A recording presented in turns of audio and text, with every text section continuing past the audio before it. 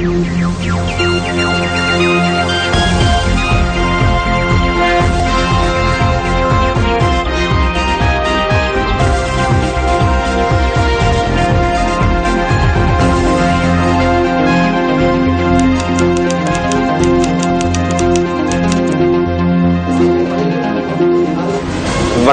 நீங்கள் இணைந்து கொள்வது நியூஸ் போஸ்டின் இரவு 8 மணி பிரதான செய்தியுடன். முதலில் இன்றைய தலைப்புச் செய்திகள். ரக்பி வீரர் வசீம் தஜுடீனின் சடலத்தை தோண்டுவதற்கு நீதிமன்றம் உத்தரவு. விளக்கமறியலில் இருந்த பாரத லட்சுமண் கொலை வழக்கின் சந்தேக நபரிடமிருந்து 2 கையடக்க தொலைபேசிகள் மீட்பு. අපිට තහවුරු වුණා නිලධාරීන්ගේ සහයෝගයක් ඇතිව මෙම දුරකථන එම කුටියට ගෙන ගොස් ඇති බව. தமிழ் மக்களின் பிரச்சினைகளை அரசியல் தலைவர்கள் அணுகும் முறை தொடர்பில் தர்மலிங்கம் சித்தார்த்தன் கருத்து. மஹிந்தா நேரடியாக அடிப்பார், அவர் சுத்தி வந்து அடிப்பார். ரணில் விக்ரமசிங்க நினைத்தால் நாளை காலையிலேயே தொழிலாளர்களின் சம்பளத்தை உயர்த்த முடியும் என செந்தில் தொண்டமான் கருத்து. பிரதான கட்சிகள் தொடர்பில் மக்கள் விடுதலை முன்னணி மதிப்பீடு. දේශපාලනික වශයෙන් විතරක් නෙවෙයි ශාරීරික වශයෙන්ත් මාළුයිද. கொலை செய்யப்பட்ட வத்தலை பகுதியைச் சேர்ந்த வர்த்தகரின் ஜனாசா வத்தலை முஸ்லிம் மயானத்தில் இன்று அடக்கம் செய்யப்பட்டது. வத்தலை மாபோல பங்களாவத்தை பிரதேசத்தைச் சேர்ந்த எம் அபிஷா என்ற வர்த்தகர் தனது மகனுடன் பள்ளிவாசலுக்கு சென்று வந்து கொண்டிருந்த சந்தர்ப்பத்தில் நேற்று காலை கொலை செய்யப்பட்டார். இந்த கொலை தொடர்பில் சந்தேகத்தின் பேரில் 4 நேற்று மாலை கைது செய்யப்பட்டுள்ளனர். தற்போது அவர்கள் தடுத்து வைக்கப்பட்டு விசாரணைக்கு உட்படுத்தப்பட்டு வருகின்றனர். இந்த கொலையுடன் தொடர்புடைய மேலும் சில சந்தேக நபர்களை கைது செய்வதற்கான விசாரணைகள் முன்னெடுக்கப்படுகின்றன. வர்த்தகர் கொலை செய்யப்படுவதற்கு முன்னர் மற்றொரு தாக்குதலுக்கும் இலக்காகியுள்ளார். எமது வேட்பாளர் நௌஷாடினின் சாரதியின் தம்பியின் கழுத்தை அறுத்து கொலை செய்துள்ளனர். ஜோன் போலீசுக்கு வந்த நாள் முதல் வத்தலை பிரதேச சபையை தாக்கினார். வத்தலையில் உள்ள சதுப்பு நிலங்களை நிரப்பினார். புதையல் தோண்டுகின்றனர். நியாயமான தேர்தல் ஒன்றை நடத்துவதற்கு இடமளிக்கவில்லை. இதனை நாம் பல தடவைகள் கூறியுள்ளோம். வத்தலை தொகுதியின் முதல் பலியை ஜோனின் ஆட்கள் எடுத்துள்ளனர். இலங்கையில் உள்ள அனைத்து பாதாள உலக கோஷ்டியினரும் குண்டர்களும் வத்தலைக்கு வந்து சுதந்திரமான நீதியான தேர்தலை நடத்த இடமளிக்காது செயற்படுகின்றனர். அதனால் வத்தலை தொகுதியில் சுதந்திரமான நீதியான தேர்தல் ஒன்றை நடத்துவதற்கு இடமளிக்குமாறு நாம் போலீஸ் மா அதிபரிடம் வேண்டுகோள் விடுக்கின்றோம். ஜோன் செலவிடும் நிதி தொடர்பில் அவதானியுங்கள். கூட்டமைப்பின் முன்னாள் அமைச்சர்களும் பாராளுமன்ற உறுப்பினர்களும் எனக்கு எதிராக பல்வேறு குற்றச்சாட்டுகளை முன்வைக்கின்றனர். சூதாட்டக்காரர்கள், குடுக்காரர்கள் பட்டியலில் உள்ளவர்கள் கூட்டமைப்பில் தேர்தலில் போட்டியிடுபவர்கள் தூய்மையானவர்களாக முயற்சிக்கின்றனர். அவர்களின் ஊழல் தொடர்பில் வெளிக்கொணர்ந்தால் கூட்டமைப்பில் ஒருவருக்கும் வாக்கு கிடைக்காது. அமைச்சிலிருந்து என்னை நீக்குமாறு ஜனாதிபதியிடம் நான் கேட்டேன். எனினும் ஜனாதிபதி அதனை எப்போதும் செய்ய மாட்டார். எனது இயலுமை தொடர்பில் அவர் அறிவார். நான் ஒரு சட்டத்தரணி, கல்வி கற்ற ஒருவர். அதனாலேயே எனக்கு இந்த அமைச்சை ஒப்படைத்துள்ளனர். எனக்கு பாதாள உலக கோஷ்டியுடன் எவ்வித தொடர்பும் இல்லை. கொழும்பில் இன்று இடம்பெற்ற ஊடக சந்திப்பில் முன்னாள் அமைச்சர் டிலான் பெரேரா கலந்து கொண்டார். අපරාධ රැල්ලක් ක්‍රියාත්මක වෙනවා.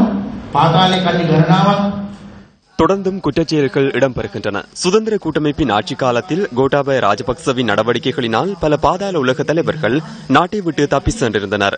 தற்போது அவர்கள் மீண்டும் வந்து செயற்படுகின்றனர். நாடளாவிய ரீதியில் பாதாள உலக நடவடிக்கை ஐக்கிய தேசிய கட்சி ஆட்சி காலத்தில் இடம்பெறுகின்றது. இது தேர்தலில் தாக்கம் செலுத்தும்.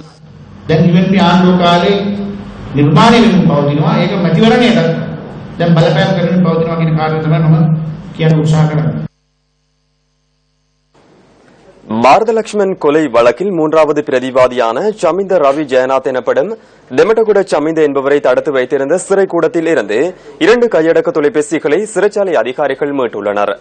சிறைச்சாலை புலனாய்வு பிரிவினர் இந்த கையடக்க தொலைபேசிகளை 2 சந்தர்ப்பங்களில் மீட்டதாக நீதியமைச்சர் விஜயதாச ராஜபக்ச குறிப்பிட்டார்.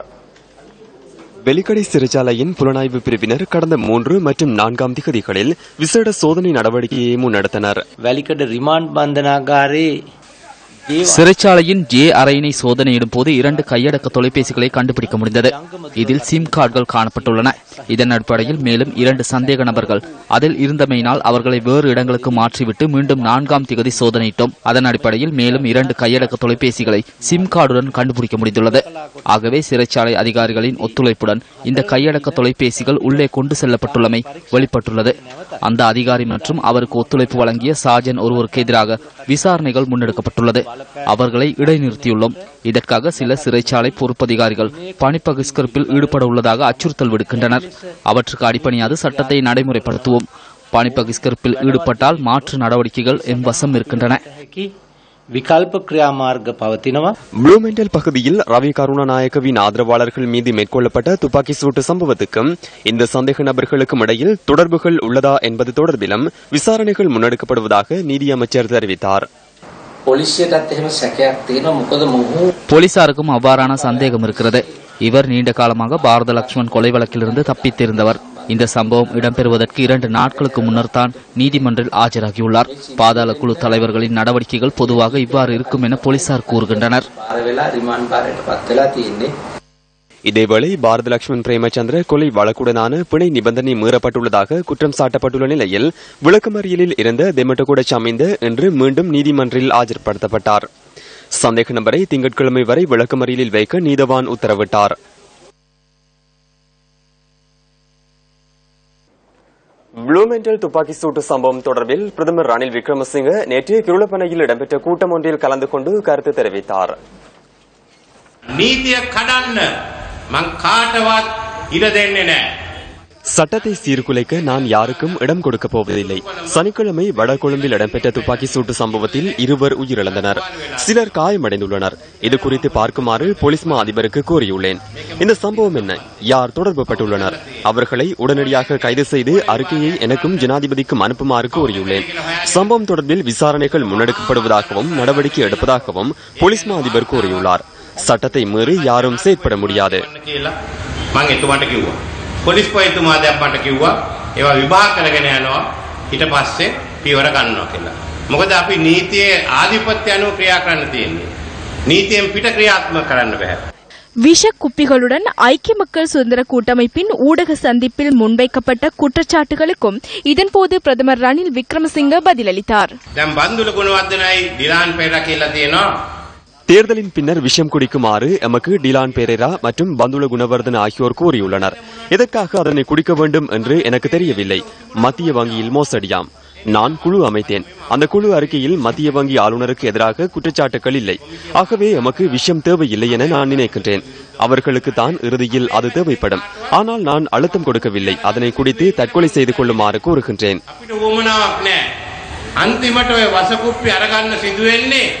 ඒ කිව්වේ අයට ඒත් මම එකක් කියනවා මම ඒගොල්ලන්ට බල කරන්නේ නැහැ වස බීලා දිවිනසා ගන්න කියලා. தமிழ் அரசியல் கட்சிகளின் தலைவர்கள் சிலர் தெரிவித்த கருத்துக்கள் அடுத்து. ஏழைகள் சமுத்திக்கு கீழே பயனாளிகளாக இருப்பவர்கள் அந்த நிதி திணைக்களத்தை தானே எடுத்து வைத்திருக்க வேண்டும். மாகாணங்களுக்கு இருக்கிற சிறிய அதிகாரம், நிதியை கையாளுகிற அதிகாரம், அந்த அதிகாரங்களை எல்லாம் மத்திய அரசாங்கத்துக்கு மாற்றி ராஜபக்ச தன்னுடைய எக்கனாமிக் மினிஸ்ட்ரி பொருளாதார அமைச்சுக்குள் கொண்டு வர வேண்டும் என்று ஒரு பிரேரணையை கொண்டு வந்தார். அந்த பிரேரணையை நாங்கள் எதிர்த்தோம். அப்படி எத்தனையோ எதிர்ப்புகளை நாங்கள் காட்டியிருக்கின்றோம் பாராளுமன்றத்திலே. அந்த வழக்கிலே நடைபெற்றது உலக சந்தர்ப்பத்தை திருப்பிய ஒரு வழக்கு.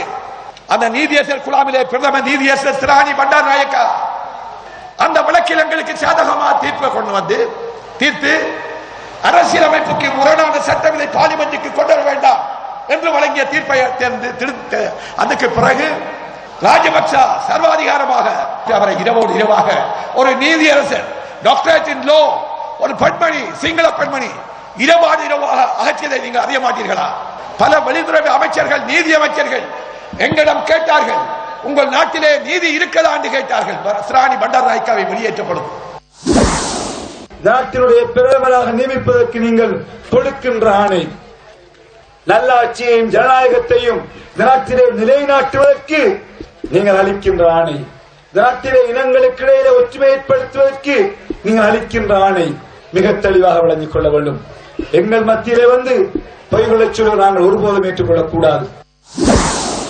ஆளுங்கட்சியாக வர இருக்கக்கூடியதாக கருதுகின்ற ஐக்கிய தேசிய கட்சியோ அல்லது ஐக்கிய மக்கள் சுதந்திர முன்னணியோ இவர்களை சேர்ந்த ஒருவர் தெரிவு செய்யப்பட்டு விட்டால் வருங்காலங்களிலே தமிழ் தேசிய கூட்டமைப்பு எடுக்க இருக்கின்ற பேச்சுவார்த்தைகள், சர்வதேசத்துக்கு நாங்கள் கூற இருக்கின்ற விஷயங்கள், இவைகளுக்கெல்லாம் ரணில் விக்ரமசிங்கா பிரதமராக வந்துவிட்டால் அவர் மிகவும் கெட்டிக்கார்.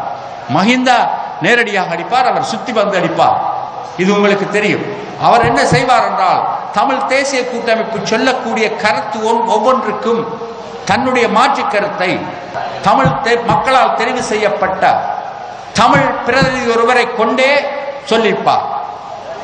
ஏனென்றால் அந்த பிரதிநிதி கூட எந்த சந்தர்ப்பத்திலும் தன்னுடைய கட்சியின் கருத்துக்கு மாறாக கருத்து கூற முடியாது. வீட்டுக்கு வீடு வாசல் படி இருப்பது போன்று எங்களுடைய பிரச்சனைகள் ஒவ்வொரு வீட்டிலுமே இருந்து கொண்டிருக்கிறது.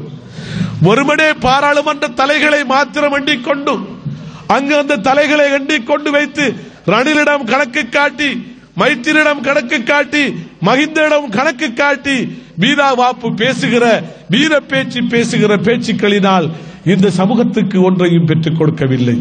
இந்த கட்சிக்காக இந்த தலைமைத்துவத்தை காப்பாற்ற வேண்டும் என்பதற்காக, இந்த கட்சியை நீதிமன்றத்திலிருந்து விடுவிக்க வேண்டும் என்பதற்காக, இந்த கட்சியை பாதுகாத்துக் கொடுக்க வேண்டும் என்பதற்காக பஷீர் ஷேக் தாவூத் செய்திருக்கிற தியாகங்களுக்கு அந்த தலைமை கொடுத்திருக்கிற பதிலடியை நீங்கள் பாருங்கள். ஒரு அநியாயம் இல்லையா? உங்களுக்கு மைந்தேம் ஒன்று தான், மைத்திரியும் ஒன்று தான், ரணிலும் ஒன்று தான். முஸ்லிம்களுக்கு எங்க சரி பிரச்சனை வரும்னா நாங்கள் அதுக்கு விரோதமாக இருப்போம். எதுக்கும் பயப்பட மாட்டோம். அதான் எங்களுக்கு வெட்டு வரும், அதை பத்தி கவலை. நான் செஞ்சுரி அடிக்கிறேன், நான் ரவு பக்கிங் ஆஃப் செஞ்சுரி அடிக்கிறேன். அவர் எப்படி இருந்துச்சுன்னா தோத்தா தம்பியை போட்டு நான் வரும் பார்லிமெண்ட் வந்தீங்க, தம்பியோட பேரை பேசிய பட்டியல போட்டிருக்கீங்க.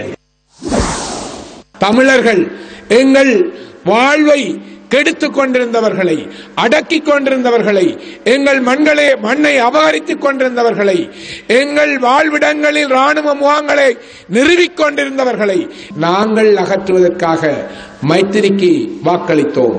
அவர் எங்களுக்கு எதுவும் தருவார் என்று நாங்கள் நினைத்தது அல்ல. ஆனால் நாங்கள் எங்களுடைய உரிமைகளை வென்றெடுப்பதற்கு அதற்கு ஒரு வாய்ப்பாக அதை பயன்படுத்திக் கொண்டோம். அது மாதிரியான ஒரு தேர்தல் தான் இதுவும். பிரதம மந்திரி ஒரு ஸ்பீச் கொடுத்தாரு, கௌரவ ரணில் விக்ரமசிங்க. அதுல அவர் கொடுத்த ஸ்பீச் என்னன்னா, வருங்காலங்கள்ல கூட நான் மீண்டும் தேர்தல் பிரதம மந்திரி ஆன பிறகு கூட சம்பளங்கள் தரதுக்கு முழு முயற்சி ஏற்படுறேன். அடுத்த பிரதமர் யாரு வர போறான்னு மக்கள் தான் முடிவு பண்ணும். ஆனா இன்னைக்கு நீங்க பிரதம மந்திரியா இருக்கிறீங்க, நாளை காலம்புறவரால் எங்களுக்கு சம்பளம் வாங்கி கொடுக்க முடியும். அடுத்த இந்த தேர்தல் முடிச்ச பிறகு 1000 திரும்ப பிரதம மந்திரியாகி 1000 சம்பளம் வாங்கி தரோம். அது இன்னைக்கே வாங்கி கொடுக்கலாமே. இன்னைக்கே அவர் தானே பிரதம மந்திரி, கடந்த 8 மாசமா அவர் தானே பிரதம மந்திரி. கடந்த மைந்த அரச காலத்தில் தமிழர்களுக்கு ஒரு சரியான தீர்வு எட்டப்படவில்லை. தமிழர்களுடைய வாக்கு பலம் இன்றைய அரசாங்கத்தை உருவாக்குவதில் மிக முக்கியமானது. தமிழர்கள் எல்லாம் எதிர்பார்ப்பது அங்கீகாரத்துடன் கூடிய ஒரு சிறந்த தீர்வு வேண்டும் என்பதற்காக. தற்காலிகமான ஆசைகளுக்காகவும் தற்காலிகமான சலுகைகளுக்காகவும் எங்களுடைய இனம் மண்டியிடுவதில்லை. ஒரு சிறந்த சர்வதேச தீர்வை நாம் நெருங்கியிருக்கின்ற அந்த சூழலில் நாம் மாற்றுக் கட்சிகளுக்கு சோரம் போய் மாற்றுக் கட்சிகளுக்கு வாக்களித்தோமானால் இவ்வளவு காலம் யுத்தத்தை நாம் சந்தித்து வந்த இழப்புகளும் இவ்வளவு காலம் நாம் பட்ட இன்னல்களுக்கும் ஒரு பிரயோஜனம் இல்லாமல் போய்விடும். பிரஜைகள் முன்னணியின் தேர்தல் பிரசார கூட்டம் ஒன்று வெளியோயா பகுதியில் நடைபெற்றது.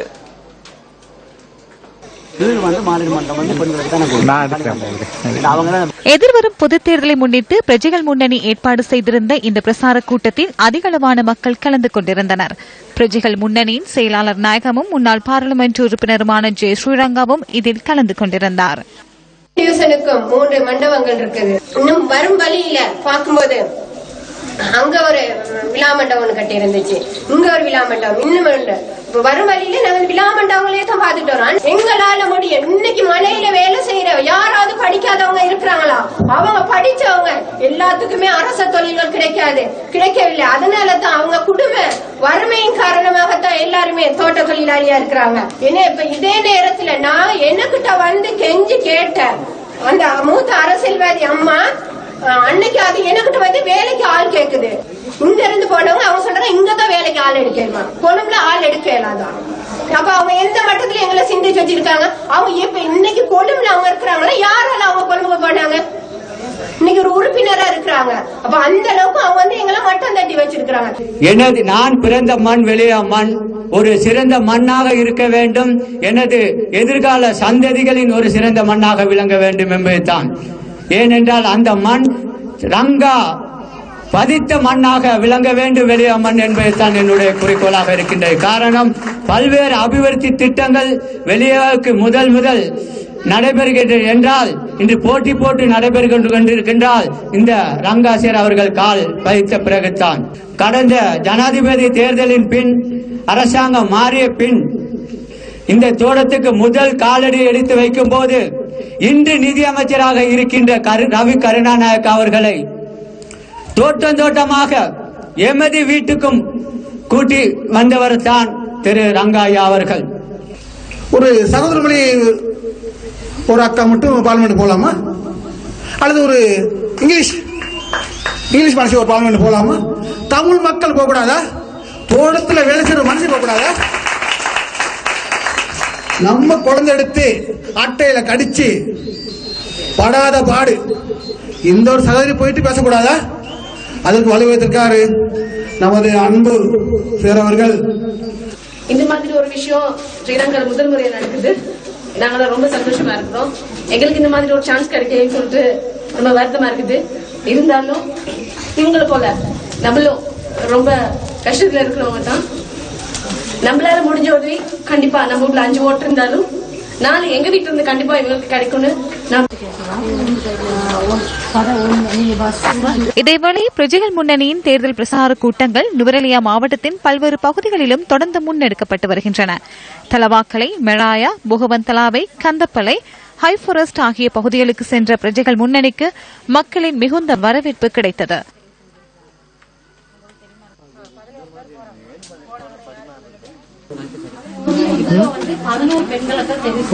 இதேவேளை நுவரெலியாவின் பல்வேறு பகுதிகளிலும் இன்று தேர்தல் பிரசார நடவடிக்கைகள் முன்னெடுக்கப்பட்டுள்ளன. மலையகத்தில் புரட்சிகரமான மாற்றம் ஒன்றை ஏற்படுத்தும் வகையில் மலையகத்தில் இம்முறை பிரஜைகள் முன்னணியினால் 100% பெண்கள் களமிறக்கப்பட்டுள்ளமை மக்கள் வரவேற்றனர். குடும்பமே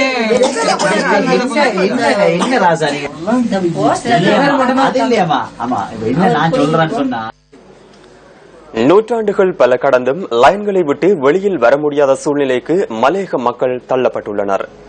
நூற்றாண்டு வலியறிந்த உழைக்கும் மக்களும் அவர்களின் பெண் தலைமைகளும் அரசியலில் தலைமைத்துவத்தை ஏற்பதன் மூலமே மலையக மக்களின் எதிர்காலத்தில் ஒளியேற்ற இயலும். எதிர்வரும் பாராளுமன்ற தேர்தலில் பிரஜைகள் முன்னணியில் நுவரெலியா மாவட்டத்தில் போட்டியிடும் சுந்தரராஜா ஜே சித்ரா தொடர்பான ஒரு அறிமுகம் அடுத்து. வலப்பனை மகுவ தோட்டத்தில் பிறந்தவர் சுந்தரராஜ் ஜே சித்ரா. 3 பிள்ளைகளை கொண்ட குடும்பத்தில் 3வது பிள்ளையே ஜே சித்ரா. வலப்பனை மகுவ தமிழ் வித்தியாலயத்தில் கல்வி பொது தராதர சாதாரண தரம் வரை கல்வி பயின்றுள்ள ஜே சித்ரா சிங்களம் மற்றும் ஆங்கில மொழியிலும் தேர்ச்சி கொண்டவர். திருமணத்தின் பின்னர் குடும்ப பொருளாதார நிலை காரணமாக கொழுந்து பறிக்கும் தேயிலை தொழிலாளியாக உழைப்பில் ஈடுபட்டு தற்போது தனது சுய முயற்சியில் தையல் தொழிலில் ஈடுபட்டு வருகின்றார்.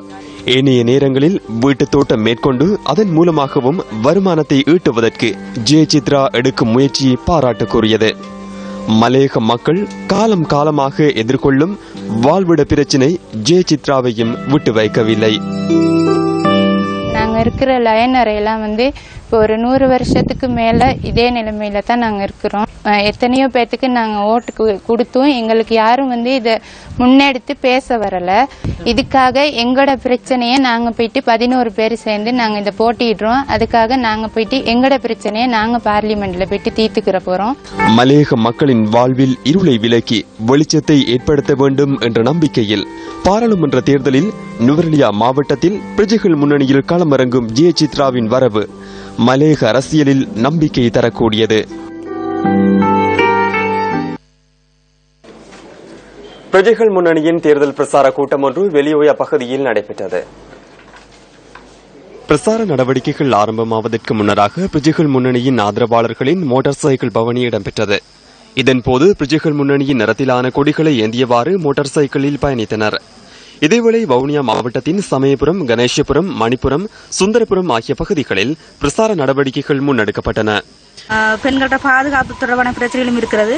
இதன் மூலம் நாங்கள் வெற்றி பெற்ற பாராளுமன்றத்தை சென்ற எங்களுடைய பெண்களோட பிரச்சனைகளை நாங்களே தீர்த்து கொள்ளணும். அதுக்காக தான் நாங்கள் முக்கியமாக வலிக்கிட்டு இருக்கிறோம். இதுக்கான சந்தர்ப்பத்தை நிச்சயமா நீங்கள் தான் பெண்களாகி நீங்கள் வழங்கணும். பிரஜைகள் முன்னணி வேட்பாளர்களுக்கு மக்கள் அமோக வரவேற்பு அளித்தனர். எத்தனையோ பெண்கள் அடுப்பூதி கொண்டிருந்த மலையத்து பெண்களை கூட செயலாளர் ஸ்ரீரங்கா சார் முன்னிறுத்தியிருக்கிறார் என்றால் பெண்களுக்கான விடுதலை கிடைக்கணும் என்றதுக்காகத்தான், எங்களுக்கும் ஒரு புதுஜுகம் கிடைக்கணும் என்றதுக்காகத்தான் நிச்சயமாக இந்த பிரஜைகள் முன்னணியில் வெல்கிற ஒவ்வொருவரையும் வெற்றி பெற்று பார்லமெண்டத்திலே நம்பிக்கையுடன் தான் இறங்கியிருக்கிறார். ஸ்ரீரங்கா சார் தலைமையில முதல் முறையா வன்னி மாவட்டத்தில் அவர் இறங்கியிருக்கிறார். அவர் மலையகத்தை பொறுத்தவரையில எவ்வளவு கஷ்டப்பட்ட பெண்கள், தேயிலை குழந்தை இருந்த பெண்களை கூட தான் முன்னு கொண்டு வந்து 11 பெண்களை வேட்பாடு அனுப்பியிருக்கார். அதோட வன்னி மாவட்டத்தை பொறுத்தவரை நாங்க இவ்வளவு காலமா ஓட்ஸ் போட்டு 20-25 வருஷமா வேற கட்சியில் போட்டு நாங்க ஏமாந்த நிலையில தான் இருக்கிறோம். வன்னியை பொறுத்தவரை எந்த ஒரு அபிவிருத்தியுமே நடைபெற்றில்லை. இந்த கட்சியை நிச்சயமா வெற்றி பெற வைக்கணும். வன்னி மாவட்டத்தில் பிரஜைகள் முன்னணியை வெற்றி பெற வைக்கணும் எங்களோட குறிக்கோள். நிச்சயமா வெற்றி பெற வைப்போம். அந்த நம்பிக்கையில தான் நாங்க இந்த இவ்வளவு பேர் சேர்ந்து குழுவா இறங்கிருக்கு.